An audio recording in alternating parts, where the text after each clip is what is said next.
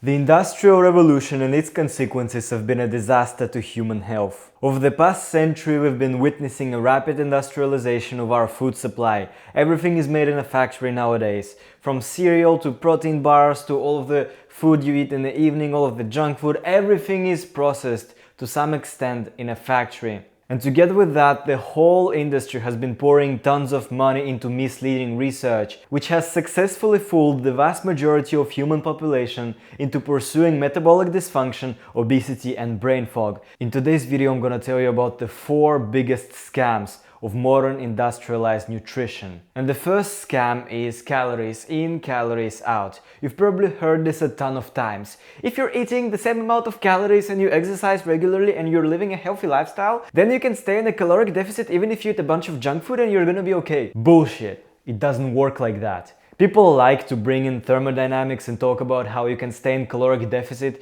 if you just track your macros and live a healthy lifestyle. Well, it doesn't work. As a mechanical engineer, I can tell you that thermodynamics do not play the most important role here. Your body is much more complex than a machine. There's millions of different chemical reactions happening inside of you right now. Production of adipose tissue, the storage of fat, the glucose metabolism, the muscle protein synthesis, all of this stuff is very complex. You cannot just say that because you're eating the same amount of calories, you're gonna have the same outcome. Your body may deal with this energy in a different way. Your mitochondria may deal with it in a healthy way or in a not healthy way. If you think that you can eat ultra-processed foods and stay healthy, you're just delusional. And there's more to that. Not only your internal chemical reactions are gonna be compromised, but also you will not be able to stick to it. Like simply, ultra-processed foods are so addictive because they were designed by engineers and people with PhDs in labs who were like taking these little chemicals and adding just the right amount of high fructose corn syrup into this donut to make it the most addictive possible. Just because of that, you are not going to be able to stick to it. There has been a famous study which found that between 2 groups of people, one of which was eating just natural whole foods and the other one which was eating mostly ultra-processed foods, even though both groups were told to eat as much as they wanted, the group that ate ultra-processed foods overconsumed their calories by 500 a day. That's an insane difference. If you try staying in a caloric deficit on an ultra-processed food diet, you're gonna be in a constant uphill battle against these addictive foods which just make you overeat. They're not satiating at all. And that, together with them being full of these weird industrial ingredients like Red 40, which is highly estrogenic and carcinogenic, like, don't eat this stuff. It is not gonna be good for you. Now, another big scam which you may not be aware of is the grain scam. You see, like, you may have been actually walking away from ultra-processed foods and trying to eat healthy, and so you've incorporated things like more vegetables and whole grain rice and other grains, but that is just another mistake. Because even though it's good progress to go away from ultra-processed foods and start eating healthy and natural foods, grains are not natural for us. We've been only growing grains for the past like 12,000 years. Before that, we were barely eating any of them. And I made this mistake too. In my early days of college, I started preparing my own food because I found that the school restaurant was basically bullshit because it was full of vegan stuff which would make me crash. And so I made this like whole like brown rice, you know, things like that, organic brown rice. Guess what? I still crashed. And I still got bad grades because I would literally not be able to focus in class or focus during important projects. I would just kind of sit there, my eyes would kind of close and I wouldn't be able to follow anything that's happening. I wouldn't be able to contribute to anything that other students were doing, and I would get like basically 0 because they wouldn't even put my name on the final report. That's how bad it was. And that is because I kept on eating grains thinking it was healthy for me. It is not. You don't need these many carbohydrates. If you're doing mental work, if you're not like plowing fields or assembling something in a factory, you don't need so many carbs. That's the mistake. Like, the reason why industry keeps making this mistake and keeps like feeding you grains and saying that it's healthy is because simply it is so much easier to produce a huge amount of grains than produce a huge amount of meat. Making enough meat for everyone, especially with current agricultural setup, is basically impossible. If you're a high performer, if you're doing intellectual work, if you're an engineer like me, if you're a businessman, if you're a doctor, a lawyer, whatever, all of the basically Asian parent jobs, you don't need these many carbs. Get your carbs from a healthier source. I'm not saying that you should absolutely go into ketosis, even though that might be really beneficial for you. I can say that you should keep some fruit, especially if you're exercising. I think it's going to be really helpful to keep some carbs from fruit and from some raw honey. But do not eat grains. Grains are an absolute cancer for your productivity. Stop eating them. They've got a whole bunch of other problems linked to them. They may actually be one of the main sources of obesity is actually the grains because they're so addictive. Like, I didn't crave any ultra processed food for basically the past year or so. But at the same time, I would still get cravings of going and getting this nice piece of organic sourdough bread from a local bakery. Like, living in France doesn't help it at all. I've been to the UK and I've been living in Russia for like most of my life. And bread there was just like, it wasn't just tasting good, especially like when Russians, they like putting their bread in the fridge. I think it's an absolute atrocity of doing that. But when you live in France, it is so nice to get this loaf of bread. Still, it is not the best for productivity. If you want to stay healthy and productive, you need to cut this out too. I know it's hard, but you have to do this. Replace it with fruit. I think fruit is really good, especially if you time it in a smart way, like you eat it before a workout or you eat it after a meal full of protein so you don't like get a carb crash. Going into ketosis and getting most of your calories from fat and protein rather than carbohydrates is actually an even better idea, but you should avoid plant-based ketosis, which brings us to the next point and the next scam, which is red meat causes colorectal cancer and a whole bunch of other problems. This is basically another example of a skewed research. There has been a bunch of studies which have been conducted between 1970s and 1990s where they would basically have a huge selection bias. They would basically like pick two groups of people, those who didn't eat much meat and those who ate a bunch of red meat, but they just put everyone who ate any kind of red meat together. So it included people who ate like deli meats, people who ate at McDonald's and stuff like ultra processed foods like, I don't know, KFC wings, something like that. They put them all into the same group with people who ate healthy steak. And what they found was basically that this whole group which ate a bunch of ultra processed red meat would have a higher chance of getting colorectal and other types of cancer. And for a long period of time, people believed that. They were like, oh yeah, like red meat, consume in moderation because like rectal cancer and stuff. But the real thing is, in 2019, finally, like so many years later, there has been like a meta-analysis or a review of this past research where they finally figured out that there is a very low correlation between red meat and cancer. And actually, red meat is one of the most nutrient-dense foods out there. It's very full of micronutrients and macronutrients, high in protein, high in good animal fat. Beef and especially organ meats like heart and liver are so nutrient dense that it's just a no-brainer. We should all eat them. And we've been eating them for like millions of years. For the past 2 million years, humans have been essentially hyper-carnivores. We weren't like eating that many plants at all. We were mostly eating meat, some fruit, and occasionally nuts. Wait a second, by the way. Oh shit! We're about to dive into some evolutionary stuff, so I brought some raw milk. So, a quick moment of evolution. You see like our closest relative, which is chimpanzees, they don't eat that much meat at all. They eat like 2% of animal products and the rest is just like basically fiber and fruit. The reason for that is because they're still dumb.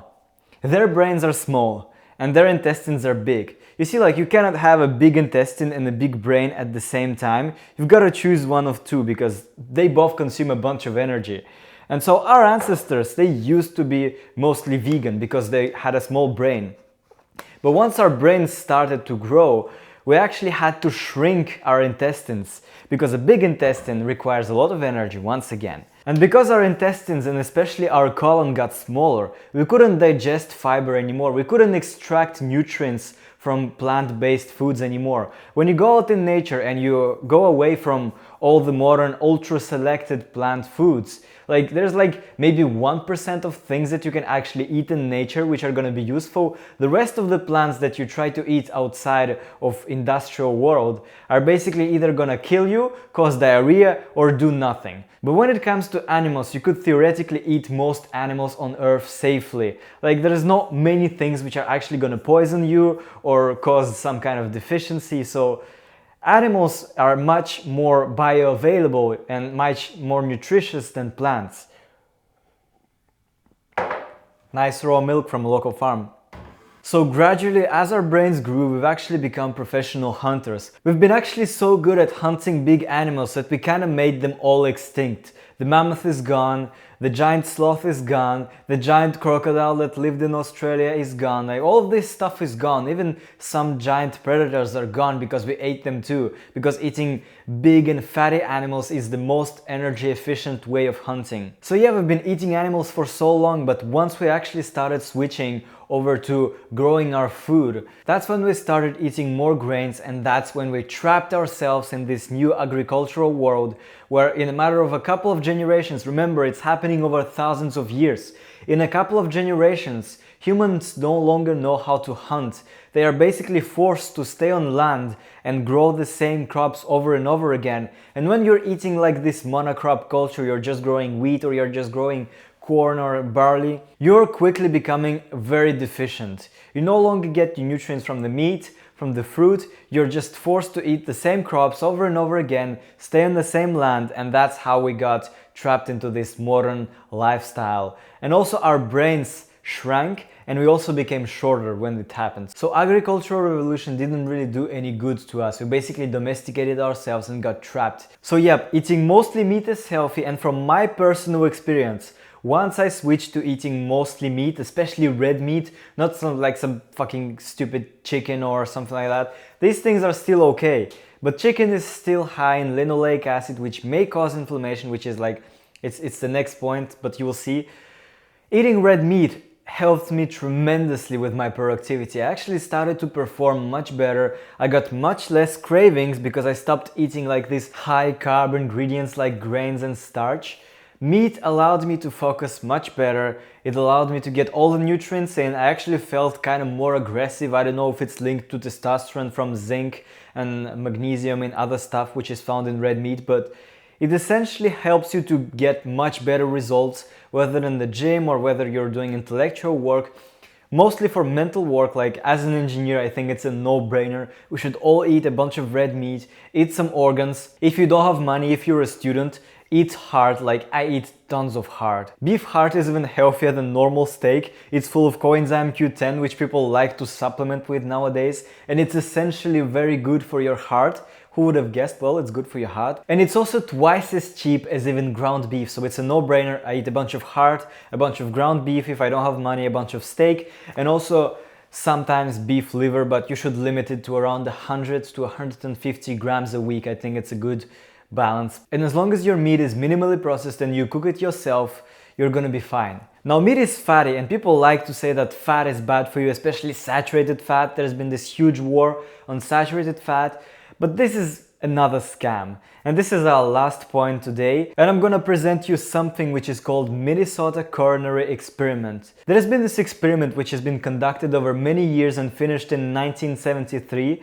It was mainly conducted by Ansel Keys, which you may have heard of, the main proponents of eating seed oils rather than healthy animal fats. And basically this study separated a group of, it wasn't very ethical because it took people from like asylum and mental health care, and they forced one group to eat mostly animal-based saturated fat like beef fat, tallow and butter, and the other group which was eating mostly polyunsaturated fat from things like margarine and corn oil and cottonseed oil, I believe too. So an animal saturated fat group and a seed oil polyunsaturated group. And so Keys wanted to do this study to prove that polyunsaturated seed oils are better than saturated animal fats. But what he found at the end of the study is that the group which had mostly seed oils had its cholesterol drop. So yeah, that's good, lower cholesterol, that's healthy. But what happened at the same time is that for every 30 milligrams per deciliter cholesterol decrease, they had a 22% increase in all-cause mortality. So basically this group had a much higher chance of dying than the other group, and it was correlating with the decrease in cholesterol. So Keys didn't like the result at all, and so what happened is that for the next 16 years he just threw the result under the carpet and was like kinda, yeah, it never happened, the study was badly organized, and yeah, keep eating seed oils, boys. And only 16 years later, in 1989, the first iteration of the result was published, and he didn't even disclose the raw data of the experiment. He just said that, yeah, kind of maybe trans fats which go together with polyunsaturated fats are bad. And only 43 years later, in 2016, the original data of the study was retrieved, and they basically found that, yeah, all of this is bullshit. All this seed oil stuff is bullshit. It's making you obese, it's making you brain foggy, it causes inflammation, and it causes heart disease. More so than fucking saturated fat. 2016, the raw data was found in the basement of Ivan France, who was one of the guys who organized the study. Until then, the data from this experiment was hidden from everyone. And everyone took the bait. Everyone listened to this stuff and started buying seed oils, which go for hexane treatment and heated up to a very high temperature and then bleached and deodorized. All of this stuff is not good for you, and only now people actually started to figure this out and actually started to have this kind of backlash against seed oils and actually started eating more animal fats, which is great. People who actually eat animal fats are so much healthier than people who eat seed oils, and especially in ultra-processed vegan stuff. Never buy vegan version of anything from anywhere, because it's going to be full of seed oils, full of other ingredients, because otherwise it's going to be disgusting. Like if they don't put their high fructose corn syrup in this food, it's just not gonna taste good because it's vegan. Like plants don't even taste good to us most of the time. So yeah, I personally believe that saturated fat is healthy, and I've been eating saturated fat in form of raw, high quality butter. I also eat high quality, high fat red meat, and I've felt so much better since then. I also drink raw milk from a local farm. You need to know where your raw milk is coming from. Don't just buy some random raw milk. But if you know that the source is reliable, you are gonna be okay. So yeah, this is basically what I eat. These are the things that I personally tried, and it drastically improved, this whole change of going away from ultra-processed foods, from seeds, from seed oils, from all of this stuff, and going towards more animal-based, which is full of beef and organ meats, full of fruit and full of honey and healthy stuff. It drastically improved my productivity. It helped me to get into one of the best engineering schools in France. Just the diet change allowed me to go from a brain foggy dumbass to a high performer engineer. And by the way, right now I'm talking to you in my third language. I first learned Russian when I lived in Russia, then I moved to France and I had to learn French because I had to study here in French, and then I learned English and I also learned some German. So as you can see, my brain is healthy, it's functioning correctly. I used to stutter a lot, I used to not be able to be social properly, my nerd engineer brain would often prevent me from even talking to people properly, but now when I'm eating healthy I can actually make sentences and talk to them in a foreign language. I have no problem with that, so it's such a game changer. Just stop listening to what mainstream media says, because mainstream media is for mainstream people. If you don't want to be the mainstream person, the average person, you should stop listening to them and start listening to people who actually perform in their life. I hope this was helpful, and I'll see you next time.